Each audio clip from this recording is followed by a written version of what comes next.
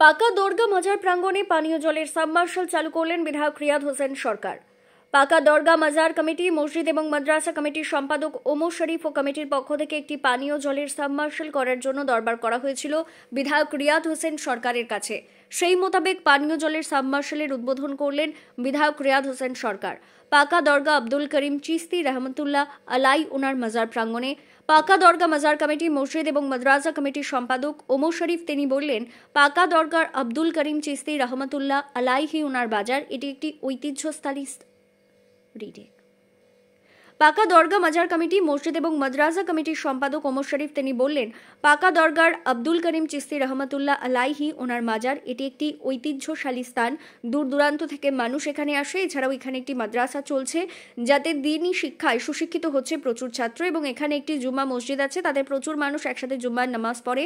সেই মতো আমরা আবদার করেছিলাম বিধায়কের কাছে, সেই আবদার আজকে পূরণ করলেন বিধায়ক রিয়াদ হোসেন সরকার। জুম্মার নামাজের পরে এই সাবমার্শাল উদ্বোধনের অনুষ্ঠান সম্পন্ন হয়, তার জন্য আমরা তার কাছে কৃতজ্ঞতা প্রকাশ করছি এবং তেনাকে ধন্যবাদ জ্ঞাপন করছি। এছাড়াও সঙ্গে উপস্থিত ছিলেন বিশিষ্ট সমাজসেবী ইমরান হোসেন, পঞ্চায়েত সমিতির সভাপতি রোকেয়া বেগম, পাকা দরগা মাজার কমিটির সম্পাদক ওমর শরীফ, ইমাম রবিউল ইসলাম, মাওলানা মুফতি জুবায়েদ হোসেন, এছাড়াও অন্যান্যরা উপস্থিত ছিলেন। তার পাশাপাশি তেনারা ঘোষণা করেন, আগামী 2026 সালের মার্চ মাসের 26 এবং 27 তারিখে আব্দুল করিম চিস্তি রহমতুল্লাহি আলাইহি ওনার ওরস মোবারক এবং জলসা অনুষ্ঠিত হবে। এই ওরস মোবারক এবং জলসায় সকলকে হাজির হওয়ার জন্য আমরা আমন্ত্রণ জানাচ্ছি। ভগবানগোলা থেকে আজিমউদ্দিন শেখের রিপোর্ট, আখিরিগঞ্জ নিউজ। দেখুন, এই জায়গাটা হচ্ছে আমাদের একটা গর্বের জায়গা, আমাদের একটা পুরনো ঐতিহ্যের জায়গা, এবং এই পবিত্র স্থানে বহু মানুষের আনাগোনা প্রতিনিয়ত, প্রত্যেক দিন। অনেক প্রায় 200-র মতো আবাসিক স্টুডেন্ট এখানে থাকে, যারা দিনে শিক্ষায় শিক্ষিত হয়, শিক্ষা নেয় এখান থেকে।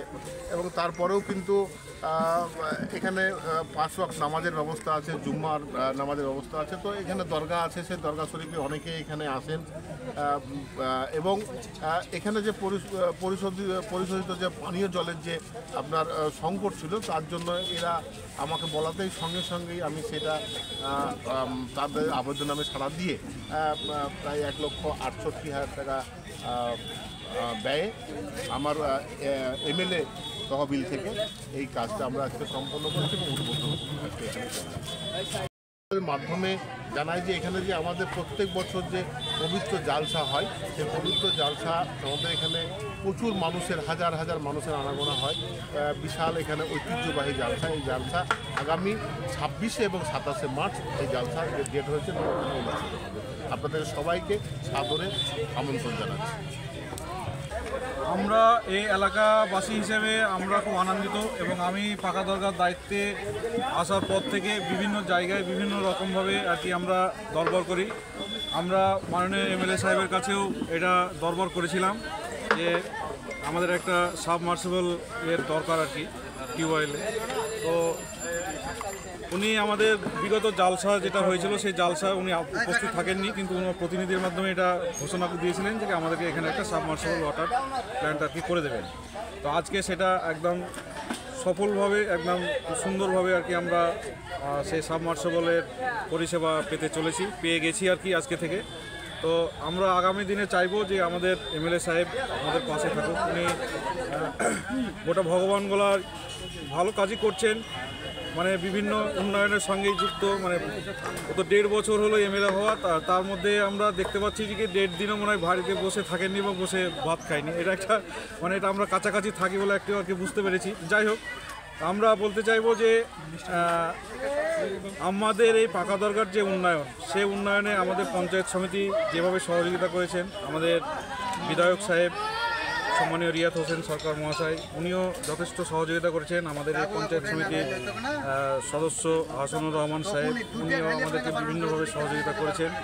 এবং আমরা এখানে মানে সরকারিভাবে আর কি এই সরকারের এতে মানে আমাদের যে সমস্ত আর কি সরকারি প্রতিনিধি আছে, তিনাদের মাধ্যমে আমরা খুব ভালো সহযোগিতা পাই, এবং এলাকার মানুষ এখানে আপ্লুত এনাদের সহযোগিতার হাত বাড়িয়ে দেওয়ার জন্য। আপনার নাম?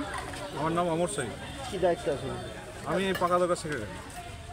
আর একটা বড় সূচনা আর কি, যে আমরা প্রতি বছর এখানে জালসা হয়।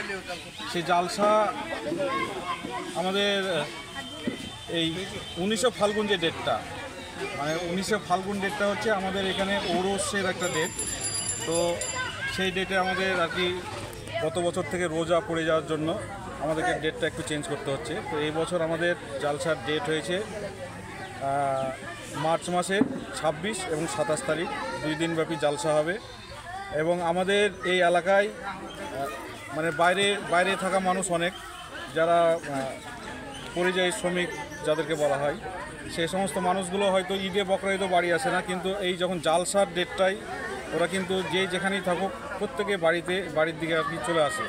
তা আমরা আপনাদের সোশ্যাল মিডিয়ার মাধ্যমে তাদেরকেও সূচনা দিতে চাইছি যে আপনারা আমাদের এই সংবাদ মাধ্যমের মাধ্যমে আপনারা কেউ মানে আমরা জানাতে চাইছি যে আমাদের ডেটটা হয়েছে 26 এবং 27 তারিখ।